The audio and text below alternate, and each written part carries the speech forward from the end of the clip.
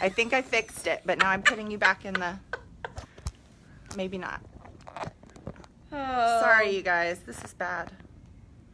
Love the live. Okay, hopefully people will pop back on again because they love us.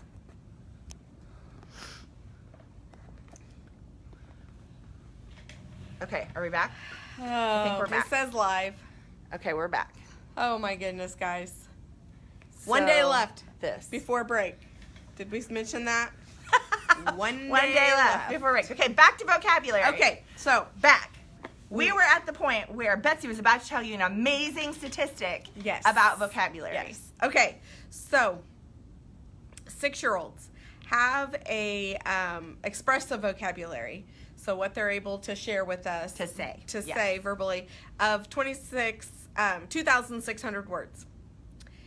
But they have a receptive vocabulary. What they're able to understand 20 to 24,000 words. Yeah. So just think about that for a second. So 2,600, let's just round it to 2,500. Let's just say 2,500. And then 20,000, that's the low end, okay? So 2,500 versus 20,000. So just over 10%. So the words they can say is just over 10% of the words that they understand. Yeah, so when Crazy. you think they're in the back of the car not paying attention or they won't understand what I'm saying, That's how they learn passwords. It's how they learn. and those are the ones they remember the Yeah, exactly. most. So, somebody popped back on. But yeah, that was just crazy. And sorry, I'm kind of looking to see what else she wrote on here so I don't talk. Okay, so I teach little kids, but I've also taught middle school. So I teach the young ones, the little ones. And vocabulary it's such a big part of my day. It is such a huge part of my day. Oh, yeah. I mean, I love it when they're learning vocabulary because that's when the funniest things are said. Especially when you get, it's so funny because you'll be like, oh, that was a 9-word sentence. Oh my goodness, yes. I have text messages to our SLP, speech language pathologist, a lot that are saying, this child said, and I'll write the entire sentence because I won't remember, and because that's something we work on is building their vocabulary and building those sentences where they piece them all together. But anyways, yes, that's just, if you had asked me how many words would a 6-year-old say versus, I would be, I did not realize that it was No. that big a difference. no. I would have thought maybe 50-50, like 50% of what Yeah. they could, no. But I also don't think I would have picked that many words. Oh, yeah, probably. I maybe would have said that they, 2,600 or but I would never have gone to Right, the so that's a 20,000. typical 6-year-old, right? So typical average 6-year-old, which means if your kid is a little above average, they probably know more than that. My kid's a little, has some delays, they would be less. And but, these are kids that are just guys, they just pick it up. It's Right. not like we expect, through experiences. Yes, it's not like you have to sit Exactly. down with them and be like, okay, this is what a shoe Right, is. they hear This is people a talk shoe. every day. But experiences and putting them in a language-rich environment helps increase that. So that's what we're doing when we have them in pre-K and kindergarten and first and second grade, those primary years, is we're attempting to try to catch their expressive vocabulary, what they say, up with that receptive vocabulary, what they understand, so they can kind of get back to where there's parity there. So thinking about it that way puts that in perspective huge for you, how important vocabulary acquisition is and how it needs to be systematic and how it needs to be, how you need to help kids make connections through those experiences. So I think that's huge. And then because we know that we learn words from exposure, context, seeing it being used in different ways, and that every time we encounter those words, repetition wise, that's how we're going to learn new words. So the biggest thing about this, and this is how I didn't, how I always talk about brain science, I'm a brain science person, what another piece I didn't really realize was, you know how we have to hold some things in our working memory to solve problems or figure things out or do reading comprehension or do, you know, a lot of the things that we do. Well, the more experiences a kid has with a word, you know, seeing it used several different ways, seeing lots of examples of that word or whatever, then when they encounter that word and they have to use it, the more experience they have with the word, the less time they spend pulling all of that out of their long-term memory. Yeah, pulling that out of their long-term memory in order to use it to do something in their short-term memory. So that like frees up their brain that way. So, okay, of course. I was so worried. I'm like, don't touch it. Yeah, of course. So, anyway, so barriers that would get in the way of vocabulary development. A big one, word poverty. Okay, and what do we mean by that?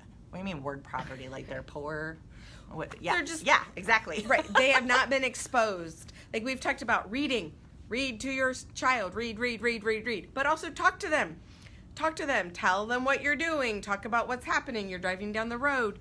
And, I mean, playing and, just things that are a part of childhood typically. Mm-hmm.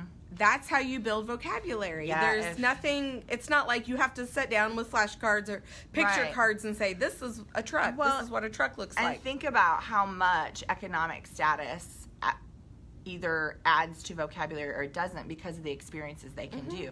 If you've got money, you can take vacations with your kids and they get to see the ocean or they get to see places that other kids may not. The Indy Zoo is expensive.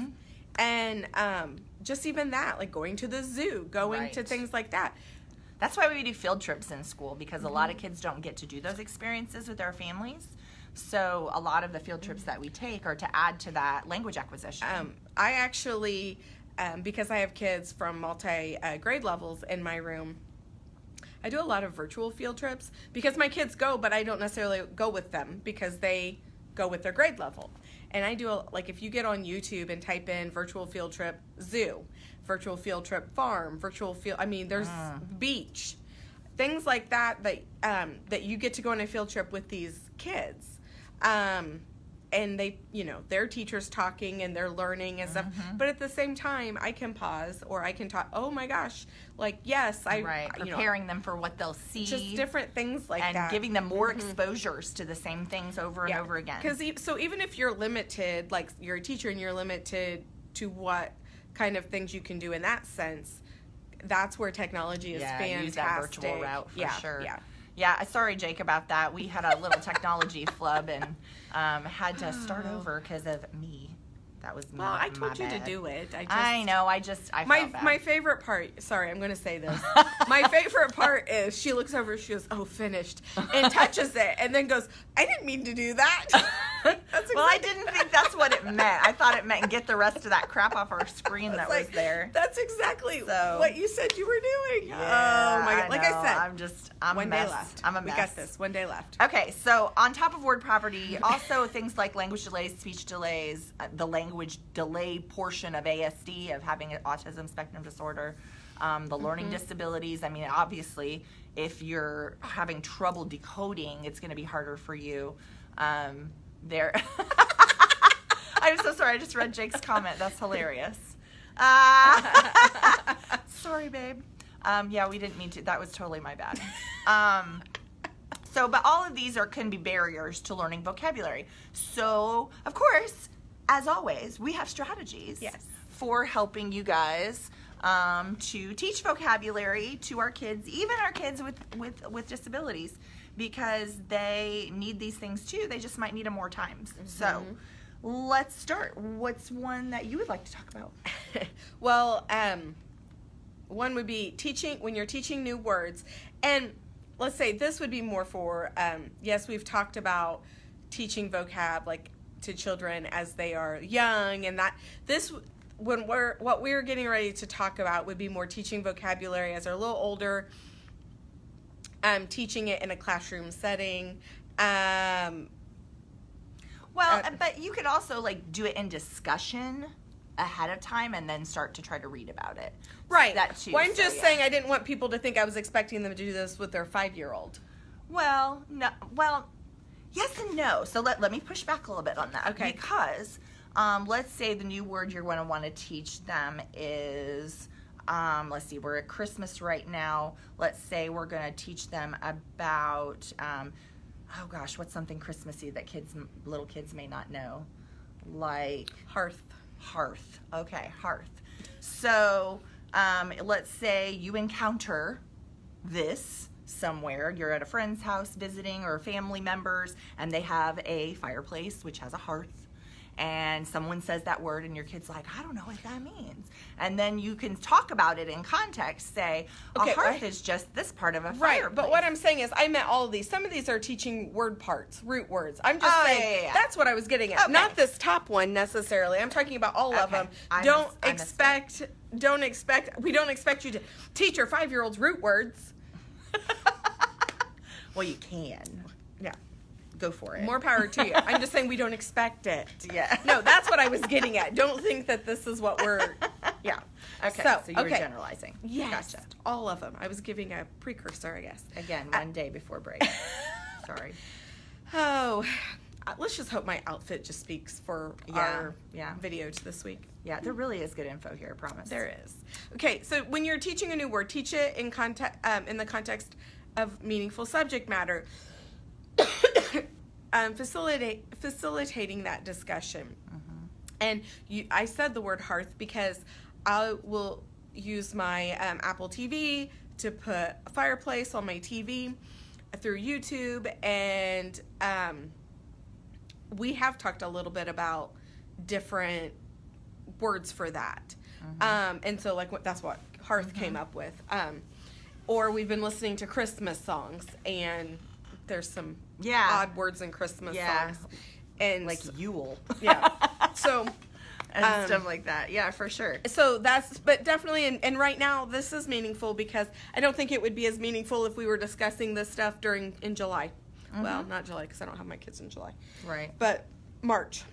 Mm-hmm. So definitely find a meaningful way, something that is going to get their, pull them in, something that make a connection with them. Right. And those teachable moments are good when they do ask those questions. So, like I use for my younger kids, I do it a lot during playtime. Mm-hmm. We have play food. We have a lot of farm equipment. Different things, pirate ships. We talk about different things on a pirate, things like that they'll make comments about or something, and that's a way for us to teach that vocabulary. So another one is just having them repeat words aloud, showing them the correct pronunciation of that word, having them repeat it, practice saying it out loud when you're doing an activity. I mean, do you guys remember that old cartoon, the Pee-wee's Playhouse cartoon, where every day they would have a word of the day, and then everybody would go, every time. I think it would be so much fun in a classroom to have a word of the day that you are wanting kids to learn, and then plan for that word to come up and have the whole class be like, every time they hear. I think that would be so hilarious and so amazing. So those kinds of things are cool. I've seen, it's breaking the words into syllables and clapping it out and doing all those things that we do for helping with phonemic awareness too. It kind of all works together. And stressing which syllable of the word is stressed when you say it. It makes me think of Harry Potter when they were saying different spells or whatever, and Hermione would correct their pronunciation or whatever. So just doing things like that, playing with the words, rhyming, stuff like that too, would be another good way to help develop that vocabulary. And just saying, I'm going to change cat to lat. Is lat a real word? No. Well, maybe, no, so you can have those discussions and really learn that context as you go through. Mm-hmm. Well, the next one takes me back a few years. It's teaching word parts. And I say that because when we taught middle school, we actually co-taught. Mm-hmm. I went into her 7th grade English class, and I'm kind of sad Jake's not still on here because I know. She was there. Jake would have been in there. And but you're working on the root words, base words, prefixes, suffixes. Jenny taught root words, and it's funny because I still will remember some of those, like just from being a teacher in that class. And it helps them across the curriculum to know that aqua means water, to know that pre means before, to, teaching them those things. And little kids can learn those things too. They're going to see that in words, and helping them understand how a prefix or suffix changes. And even shapes are a good way, I think, to teach root, in a sense, like root words or those kinds of things, because like an octagon, and then we also, for some reason, kids love octopuses, and and come up with how many words can you think of that have this root? Yeah. Or, actually, Ollie octopus is one of our zoophonics words. So like those come up a lot, and you can talk about that. So even though it's like crazy to think, oh, I'm going to teach that to look, well, they soon learn. That's how they can remember an octagon has 8 sides, because sure. So yeah, definitely. But like I said, Jenny, they learned those. They had so many root words every week or month or something. I don't know. A couple a week that we focused on, and we kind of touched on the next one that's on our list already. Just helping kids learn words in clusters, words that go together, or use. And then also I've seen people use those, like the paint chips. You know what I'm talking about? That have the different shades of the paint from the store, and you take and you write a word at the top, and then you write synonyms for that word all on there, so that they can talk about how all the words interrelate and different shades of meaning. The paint chips, right? So like, how is amazing and fantastic different? Or how, we talk about just those nuances to words. That's a really fun way to get them to expand that vocabulary. I think a lot of times we'll see that in writing, that they will want to use simple words because they can spell them. So they will have a very small writing vocabulary, but then a very big talking vocabulary. So I always encourage kids, just use the big words in your writing. I don't care if they're spelled wrong. Use them, because I want to see your vocabulary. I want to your word choice is more important than your spelling to me. That'll come. Yeah. And so I loved that about them. Use phonetic spelling if you have to. Just get them in there, because we like the big words. Yes. So I like to see that. I think that one the next one kind of goes along with identifying examples or applications or non-examples related to the meaning of the new word. So just this is this is this, this is not this. Well, and this is important because we learned this when we went to see autism. You had to have asked. I know. She's what's like wrong with us? Oh my gosh, I geek out of her. We we went to this workshop, and are you talking about like the person I'm? No. Yes, I know who you're. Yes, we went to see her in the summer. Temple Grandin. Yes, we went to see Temple Grandin. Oh my God, talk about not being able to pull a word from your long-term I've seen her memory. How many times? But talked yes, to her. I have spoken with her, just so you know. Talked with her. Yeah, we went to see Temple Grandin speak about autism and how she learns.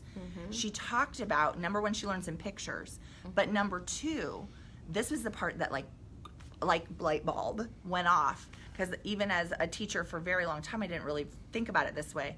Kids on the spectrum learn through examples and non-examples. So she had to see pictures of 17 or 18 different kinds of balls, and then things that aren't balls, and be told, these are balls, these are not balls, for her to understand the concept of a ball, so that when she sees an unfamiliar ball, she can bring that into focus. In all honesty, if you think about that, baseball, basketball, all those, but think about like a Christmas ornament. Think about how many pictures of Christmas ornaments she would have needed to see before, because like on my tree we have paper ones we colored, we have ones that I purchased, we have. What don't people hang on their Christmas trees when you look at all of the, not that you can really see them, but I'm just thinking this one's about. Not a ball. No, it's necessarily. Not. And then these aren't balls. No. So we have popsicle sticks ones, we have foam ones. So we can't just say, oh, you hang it on a tree because I have a paper chain up there. That's not. I said I hang a bird feeder on a tree. That doesn't make it a Christmas ornament. So I'm thinking about that. Like, think about. I think a ball was an easy thing in the sense of. Yeah. They're all round. They look similar. Right. But like you said, you can't say, oh, we hang it on a tree because a basketball, a soccer ball, a ball on a Christmas tree. I guess a football's not round. Footballs aren't round, even though they're a ball. No, but so just helping kids to create that context and develop that background knowledge is so important through those examples and non-special examples, especially kids on the spectrum. So that's a huge important piece. So another part of that might be too remembering it can't always just be pictures. You really need to start, like, I can see where actual objects are going to be important for some people as well. Little kid development. We even learned this when we were like in our math methods and things like that. We learned through manipulatives first, then through pictures, then abstract. So like you have to go through those steps with everything. Sorry, then that whole thing, I just thought of a person who is blind. Think about, you can't just describe a ball as something that's right, here. Exactly. They have to touch it. Ooh, we just opened a whole nother can of worms. I know, exactly.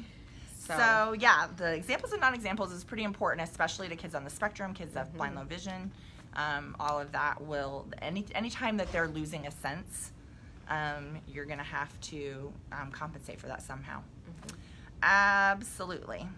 So what do we have left down there? Helping students connect this is learning in general, but helping them connect new vocabulary to something that's already familiar with them. And I think anytime we're teaching new information, we do try to connect it to something that they already know. And pre-teach. That's when we pre-teach anything, we're trying to do that, whether we show them a video about such and such before we read about it. Yeah. Or we, that's why they tell us, we have to teach things in 7 times 7 different ways for our kids. And, the more times they can have that exposure, that's going to be for the better. I use the word multisensory probably anytime someone asks me about my classroom and teaching. It's multisensory because we do it every which way possible and as messy as possible, quite honestly. Yeah, exactly.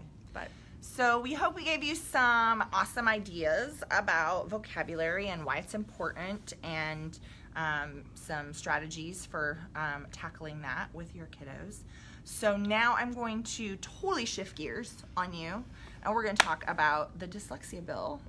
And like I said, Betsy, you jump in and comment wherever you feel. And again, we're doing a big disclaimer before we start that anything said here today about this is our opinions and no one else's, and you can feel free to disagree with us if you choose. I know there are a lot of parents who disagree with me about this, so feel free to be that person. We are okay with that. We'll just keep it civil. And I will tell you, Jenny has a lot more information on this than I do. Right, but she'll have opinions about it as I talk about it. Oh, I will. I'm telling you, you will. You'll probably be able to tell in my face, but what I was just saying is Jenny's going to do a lot of the talking. Yes, I might jump in. I will talk and you'll probably comment quite often. Okay. So back in the 2018 legislative session, which was a short session last year, January to March, a bill was brought before Congress here in our state that was kind of nicknamed the Dyslexia Bill. And it passed through both houses of Congress and went on to the governor and was signed. So as of July 1 of this year, of 2018, the Dyslexia Bill is in force. However, they've given us some time to get all the elements of the bill in place.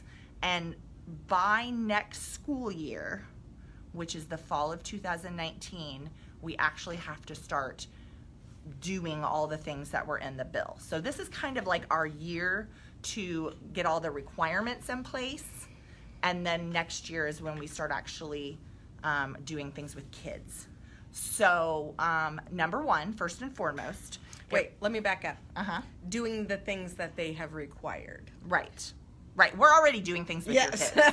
Like, we're literally already doing almost everything. We are already in this bill, just not the way the state has it laid out. Okay? So just keep that in mind. Already happening. Yes. But now they're making us do it a different way. Okay? All right. So, number one, the state is required, so our Department of Education is required to hire a reading specialist, which they have done. They hired a gentleman to be our state reading specialist. And it was funny because when I first read his credential, it says BCBA after his name, which that's a board certified behavior analyst. Yeah, not but reading I'm behavior. assuming he also is a special ed teacher who has special ed training and probably some dyslexia training, or else why would they have hired him as a reading specialist for our state? But I just thought it was funny that our reading specialist signs his name with BCBA after it. Awesome. So if you need help with behavior, you could also talk to the reading specialist, I would guess. You know, I would like that BCBA to be after my name, so, and I know about reading, so okay. Yeah. So that's number one. So that has already happened. The state has this person in place, and he is, at this time, I am guessing, furiously creating guidelines and memos and things like that to send out to us at some point. We have yet to really hear from this person as far as statewide, like a message out to directors or principals or anybody like that. I think mostly everything's just being posted on the DOE website right now as he's creating it. And I don't know if he's creating it alone or if he's working with a team or how that's happening. But Lots of communication. yeah, none. Okay, so reading specialist is in place. One guy to manage all of this. Okay, just throwing that out there. Each corporation, number two, each corporation has to designate someone in their corporation. It can be an existing employee, or they can hire someone, that is the local decision, as their corporation reading specialist who has specialized training in dyslexia. Okay? So when I heard that at first, I thought, oh, okay. Well, I've got teachers that I've had trained in Orton Gillingham. I've got teachers that, I have special ed teachers who technically all have training in dyslexia since they have degrees and licenses. However, that is not what the state meant by that in any way, shape, or form. They have an approved list of trainings that this person, the corporation designates, has to choose from. And it has to be one of those. And oddly enough, they all are Orton Gillingham related. Okay, kind of saw that coming when that list was put out. And I'm not saying Orton Gillingham's bad. I love Orton Gillingham. Don't get me wrong. I wonder when things like this happen. Again, disclaimer. I wonder when things like this happen if this wasn't a push also from the lobbying end of these sellers, the vendors. And just saying, just throwing that out there. Which, I'm trained. Yeah. So, yeah. We're not saying it's bad. We're not saying it's bad. We like Orton Gillingham. We don't have a problem with it whatsoever. We love it. It's great. It's good multisensory teaching for any student. Okay? But the list of approved trainings is out. They do cost money. They're significant money. And it always costs money. Yeah. And you're also probably going to have to purchase materials that are going to go with this once you've got a reading specialist who's been trained. And we have until the fall of 2019 to designate this person and get them trained. And they are to direct the implementation of this dyslexia bill for our district. Okay? And monitor and keep track and all that stuff. Because I'm guessing there will be a state report. Because there always is a state report for everything, right? We do a state report for so many things. Accountability is good, though. Accountability is good. So number three. So number one, we state reading specialist. Number two, corporation reading specialist. Number three, all students, K through 2, kindergarten, first and second grade, must be screened for dyslexia using what they call a level 1 screener. Now, I didn't know what that meant when that first came out because I was like, I don't know what that means, but I assumed they would tell us, and they have finally told us. They have put out a list on the Department of Education website. If you go to the Department of Education website and you type in dyslexia in the little search bar, this page will come up with dyslexia resources, and you will see a list of approved level 1 screeners for this purpose. And oddly enough, there's only one on the list that covers all 6 areas that we need to screen for. And so I'm not real sure why anyone would choose anything else besides that one. Again, guiding us to a specific vendor. So like I said, I always question that when we're all guided to the same vendor about Keep talking. something. I'm going to go get your cord. That's okay, sure. So all kids K through 2. So we're talking whatever district you're in, every student, kindergarten through 2nd grade, will be screened using this level 1 screener. We call that a universal screener. Okay? Now, in our district, we already do universal screening with all of our K1 and 2 students. We have a couple of different ways we do that.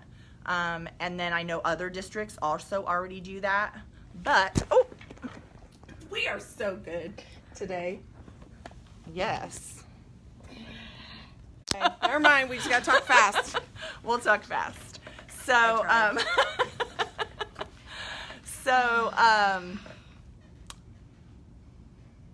so all the kids have to be screened with this level 1 screener, and it's kind of all guiding us to one screener as pretty much a state.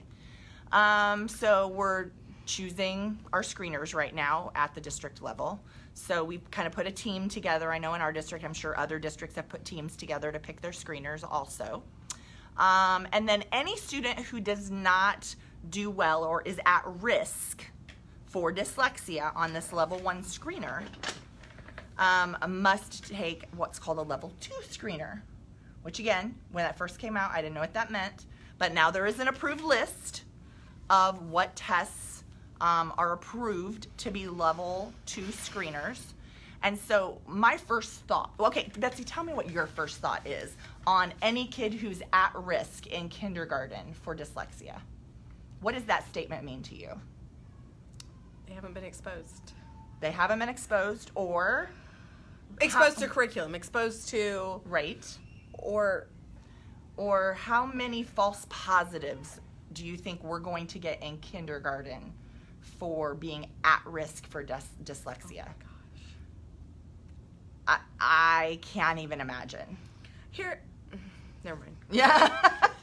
So my question I still have, and I'm asking this of people at the state right now, but no one has answers yet, is do we get to use local norms for this? And I'm raising my eyebrows in a questioning way, because depending on your socioeconomic status of your district, if there's like a general cutoff score that everyone in the state has to use, which they haven't told us this yet, if like here's the cutoff, and if anyone's below this, they have to be having, that's going to be awful, because the level 2 screener. Sorry, I was reading. The level 2 screener is probably going to take us up to an hour to an hour and a half per child to give.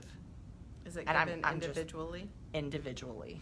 Yes, these are not group screeners. Here's what is frustrating for me as a teacher. Again, okay, do kids fall through the cracks? Yes, they do. Is this screener, would it be helpful for those kids we're not sure about?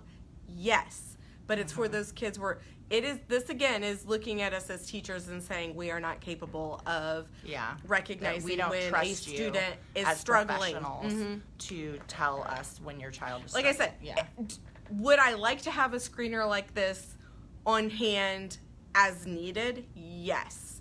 Do I feel like it's something we need to give to every child? No. I feel like, again, as teachers, we are constantly assessing. We are informally assessing every day. We are, we meet as grade levels. We talk. Yeah. And, and my question is I'm not even sure that the things that are on the list for the level 2 screener are intended to be used as dyslexia screeners. Like, these are tests like very well-known standardized tests, like KTEA, like WJ. These are like achievement tests. And I don't see them as their purpose being a screener. So I think they're going to give parents false info. They're not going to be giving parents the right picture or the right information, and they're wanting us to only use certain subtests and not give whole tests.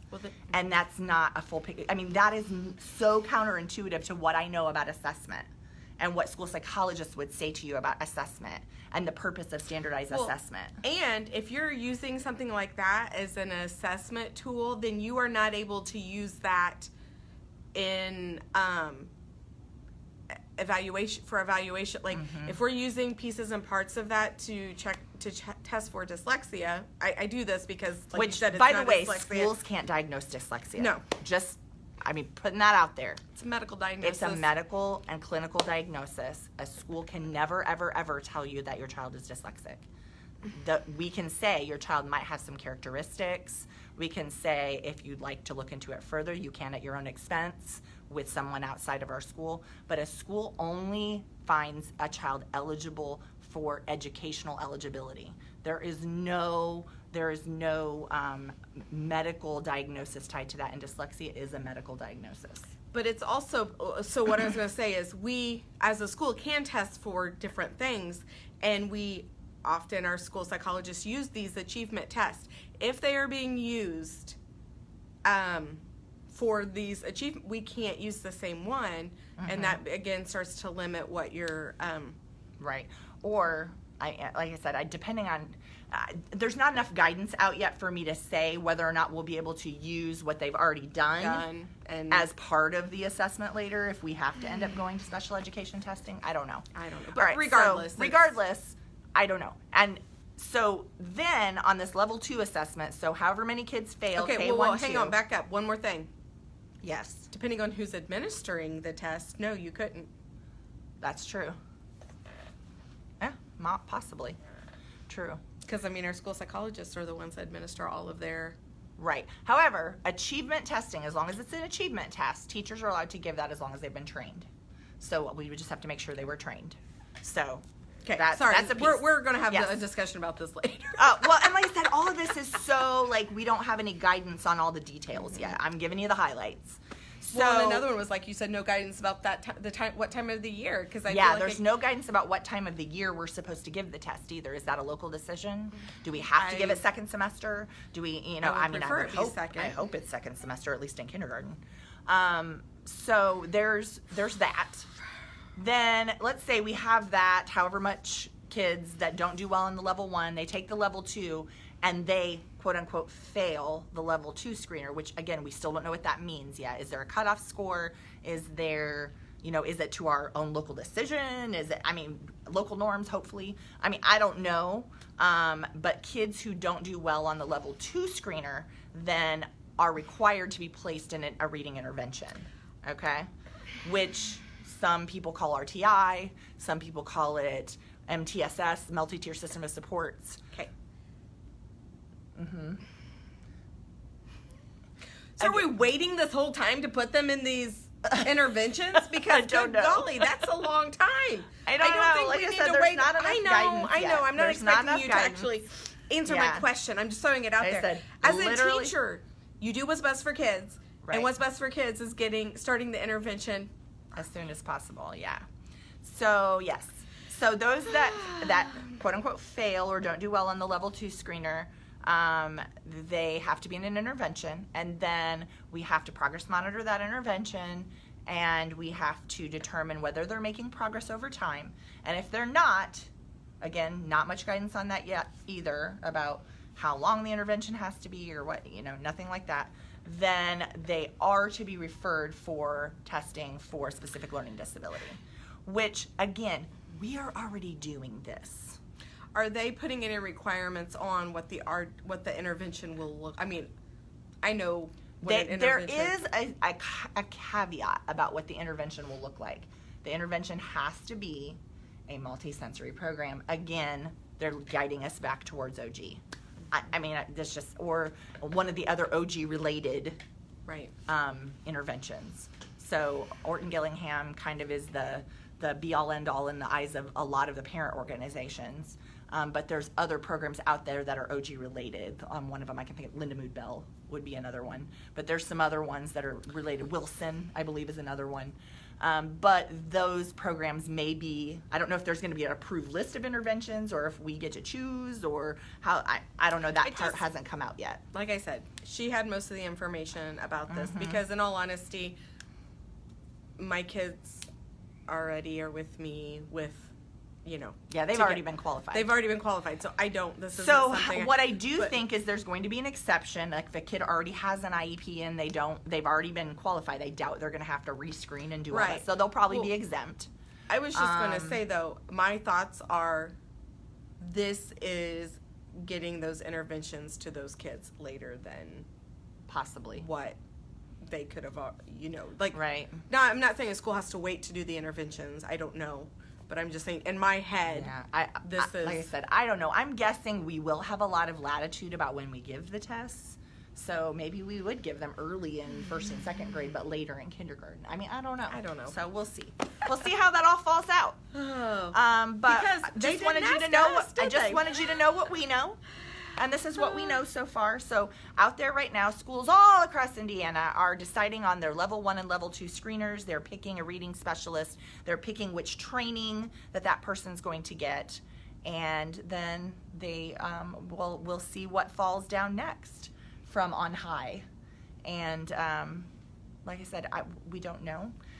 What I think my main point in all of this is that we do already have processes and procedures in place that are very similar to this law already in most schools. Now, I'm not saying that happens in every school, so I'm not speaking for all schools out there, but a lot of schools already have a response to intervention process in place where they've used some kind of universal screener to determine who needs intervention.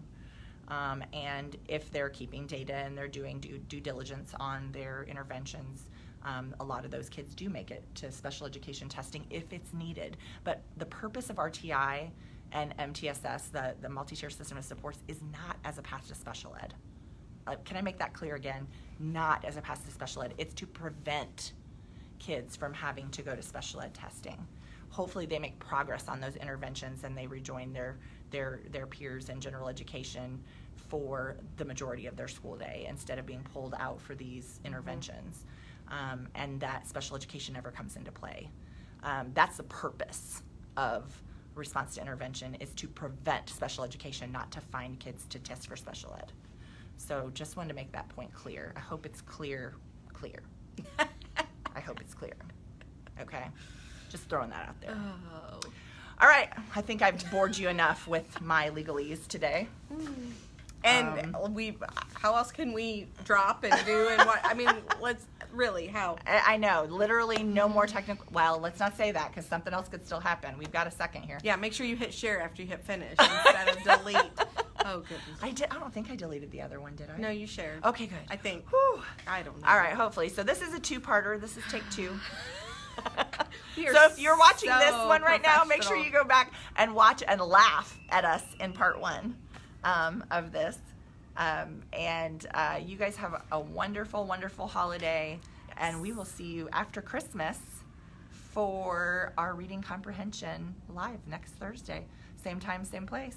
Not necessarily. Well, we may different not place. be in this different place for us. Same place on for Facebook. You. Yes. Same place for you. On Facebook. Different place for us. Exactly. All right, guys, that's it for the tall and the short of it. Bye.